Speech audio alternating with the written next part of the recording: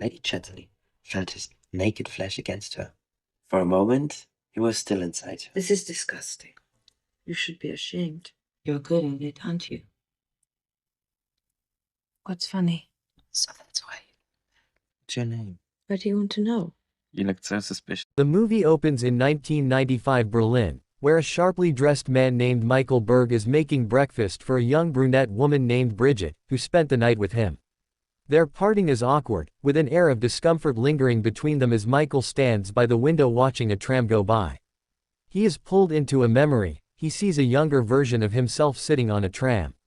The film takes us back to early 1958 in Neustadt, West Germany. It's a cold, rainy winter day, and teenage Michael, looking miserable, steps off a tram. Instead of heading straight home, he wanders aimlessly through the streets. Eventually, he stops in the doorway of an apartment building and begins to vomit. At this moment, Hanna Schmitz, the tram conductor, notices him. Seeing Michael in distress, she helps him wash the vomit off with buckets of water. She notices that he's crying and gently picks him up, hugging him and reassuring him that everything will be okay.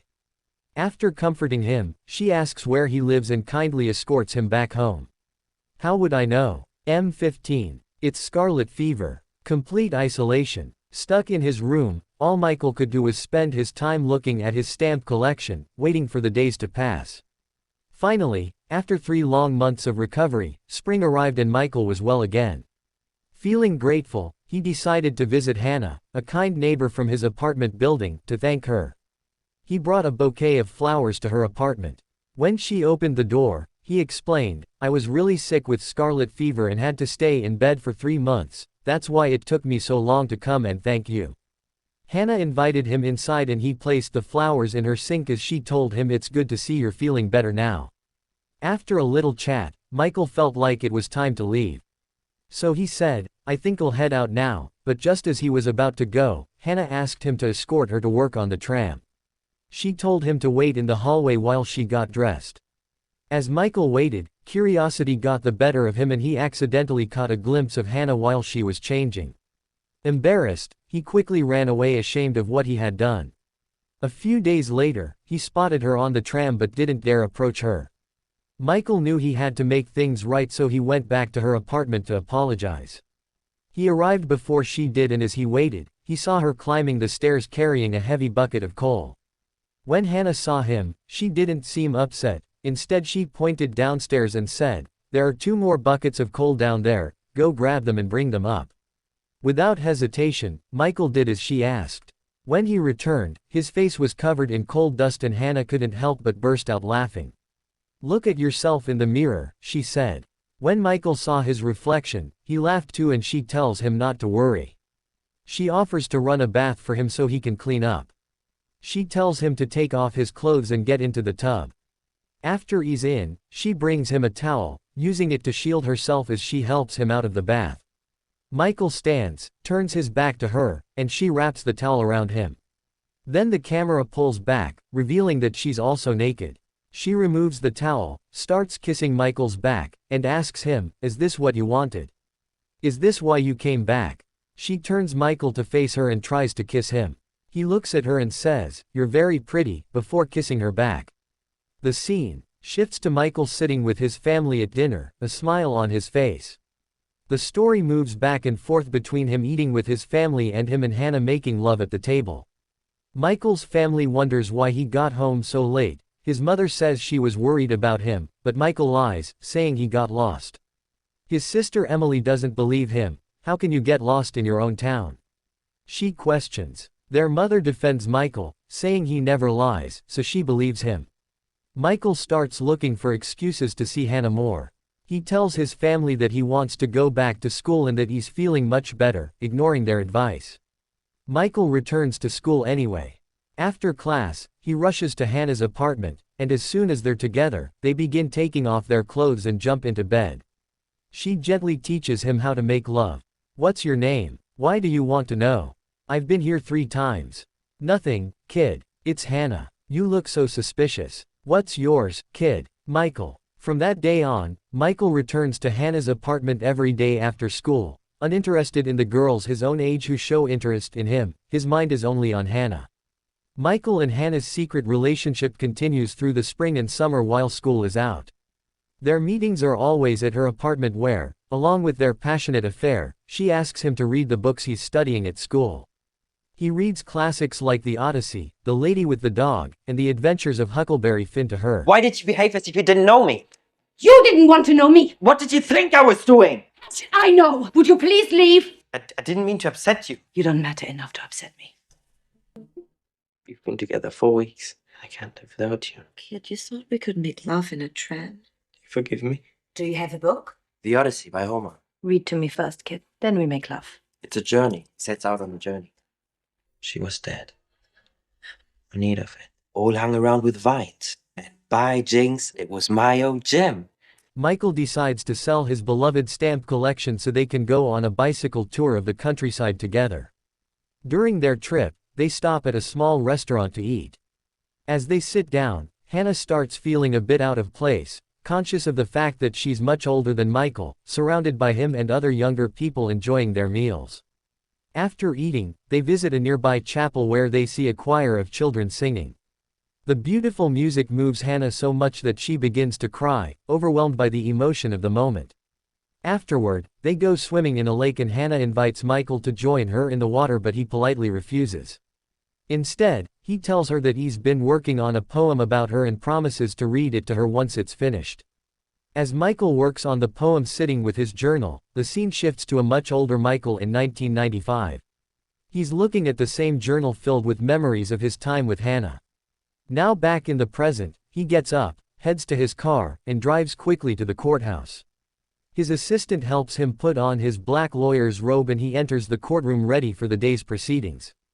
The story then flashes back to 15-year-old Michael, who is in class focused on his studies. His attention briefly shifts to Sophie, one of his classmates. After school he goes swimming with his friends but soon leaves them to go see Hanna, drawn back to her as always. When Hanna gets promoted to a better-paying office job by the tram company, it leaves her feeling uneasy.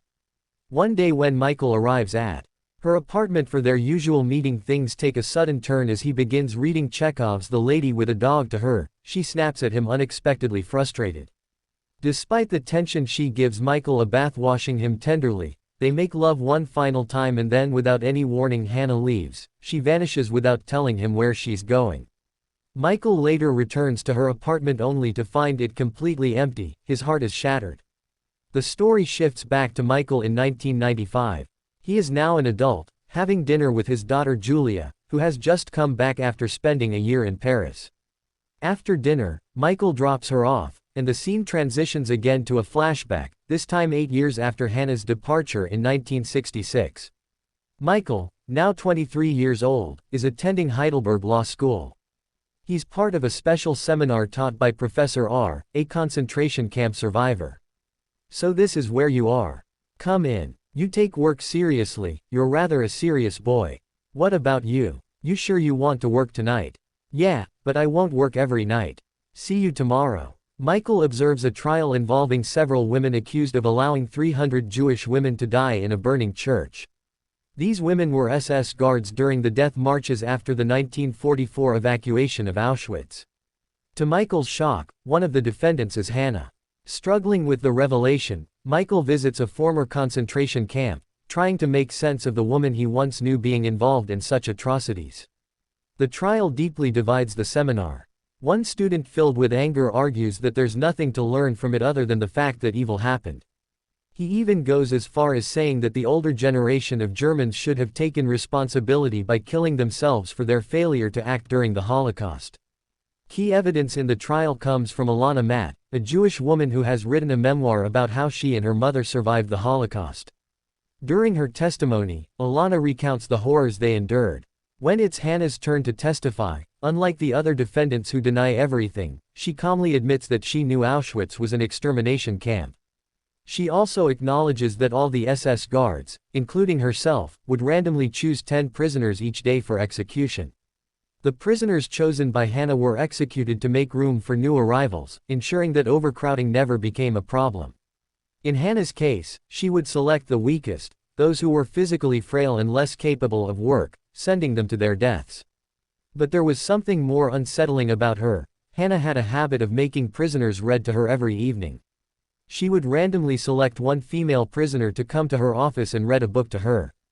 Once the reading was over, Hanna would take the prisoner back to her cell, and eventually, that same prisoner would be killed. Sitting in court hearing this testimony, Michael becomes overwhelmed with emotion. He realizes that his own time with Hanna mirrors what these prisoners experienced. He had been weak and sick when she found him, and she too had made him read to her and made love to him. Each of the guards would choose a certain number of women. Hanna Schmitz chose differently. She asked them to join her. She was making these women read aloud to her. She chose the weak and sick but then dispatched them. We were told we had to move on. Women were dying all around us in the snow that night. We actually thought we were lucky because we had a roof over our heads. There was a bombing raid in the middle of the night. The church was hit. At first we could only hear the fire. It was in the steeple. Then we could see burning beams, and they began to crash to the floor. We rushed to the doors. But the doors had been locked. How many people were killed? Everyone was killed. But you survived. The trial against Hanna included even more serious charges among them. 300 counts of murder from an incident during an Allied bombing raid.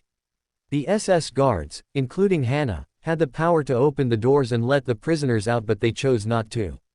When asked about this, Hanna denied that she had personally ordered the doors to be locked. She was firm in her denial even as other defendants pointed fingers at her. The prosecution then presented a document, a report authorizing the church doors to be locked during the bombing. The paper bore Hanna's signature. Despite the evidence, she continued to insist that she had signed it, claiming that her signature had been forged. But when the prosecutor asked her to provide a handwritten sample of her signature for comparison with the one on the document, something changed.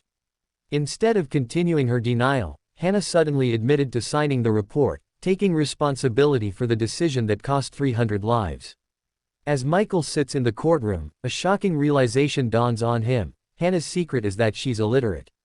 All her life choices, even joining the SS, were made to hide this fact. Her decision was driven by a desire to avoid a job promotion that would have forced her to reveal her inability to read and write.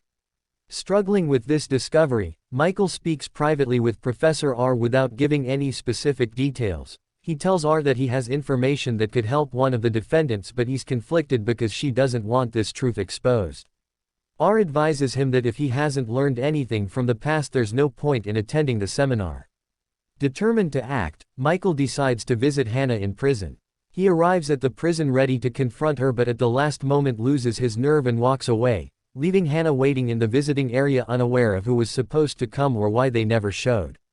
"Are you coming in? You took your time. You sleep by myself." Hanna is eventually sentenced to life in prison for her role in the deaths at the church, while other defendants receive only a few years.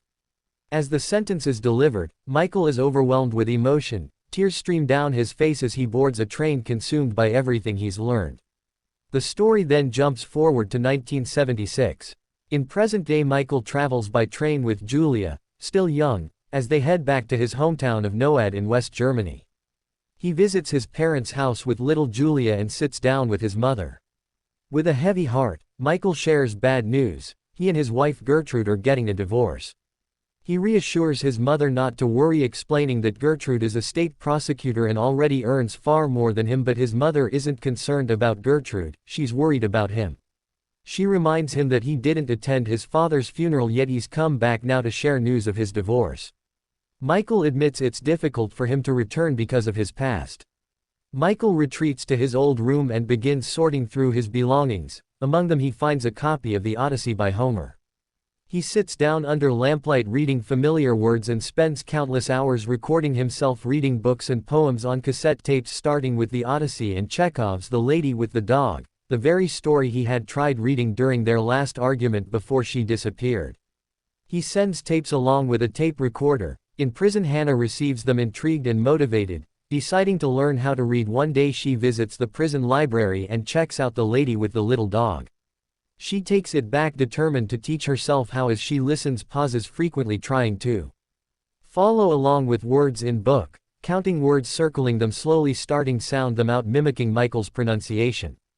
Over time she teaches herself reading, even writing letter Michael. By 1980 Michael receives letter expressing appreciation for tapes, asking for more. He obliges recording sending more but never writes back. Despite this, Hanna continues sending letters, sometimes critiquing content or asking if he's receiving messages. As years pass, she grows increasingly expectant reply, but Michael remains silent, sending only tapes. The prison's warden writes asking for help arranging things for Hanna, set for release soon on parole, explaining she's been prison for 20 years, has no family, friends or place stay, noting daunting world must seem now as so much has changed. While Michael doesn't visit or write, he's only person maintained contact, sending tapes.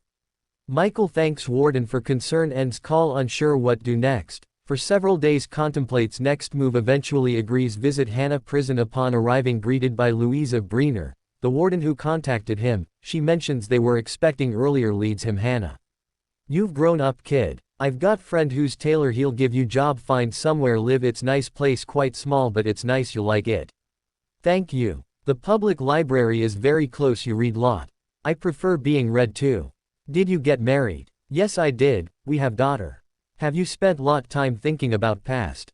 "You mean with you?" "I did. Didn't mean with me before trial, I never thought about past. The dead are still dead, I wasn't sure what you learned." "I've learned red. I'll pick you up next week." The following week, before Michael comes get her, we see Hanna in cell gathering books, stacking table, dragging table, middle cell, standing on top, books, hanging herself, ending life. When time release arrives, Michael comes pick up, only learn committed suicide, leaving alone once more. The warden takes Michael Hanna's cell, where he sees passage from the lady with the dog written on page pasted wall. The warden tells him left note more like will, reads aloud, "There's tin cash, has 7,000 marks, bank instructing give money, daughter survived fire, it's for her, note ends simple message, tell Michael the first said hello." Hanna leaves Michael task passing life savings, family one elite survivors, later travels New York, meet Alana. Michael arrives upscale homemade, asks wait hall, looks around apartment until Alana appears, greets saying expecting him, asks what brought him, US mentions read letter found interesting though didn't fully understand, quickly getting point, asks if heard Hanna Schmitz recently died. Hanna hanged herself, prison cell. Alana studies face, then asks if Hanna was friend, hesitates, says kind friend, explains Alana that illiterate, most life likely even during time served SS guard. Alana asks if that's supposed explanation, actions just excuse. Michael firmly responds neither, tells couldn't read, always preferred someone else would read, that's why sent recorded tapes, books, helped educate herself with tapes, books, taught herself read write. Alana, knowing also forced prisoners read during time camps, begins cry, then asks Michael be honest, pressing finally tell truth, wants no kind relationship he and Hanna had. Michael takes deep breath, admits when young, affair only 16 at time, relationship lasted just one summer. Alana senses there's more, pushes further, asking but what? Michael pauses, realizes fall in love with Hanna. I've never told anyone, people ask all time what learned camps, what think these places, universities, we didn't go there, learn what wanted leave. I have it here, when I was little girl I had tin treasures, took camp but got stolen, there's nothing, do money know if Jewish organization, there's Jewish organization everything, why don't find out, send money now.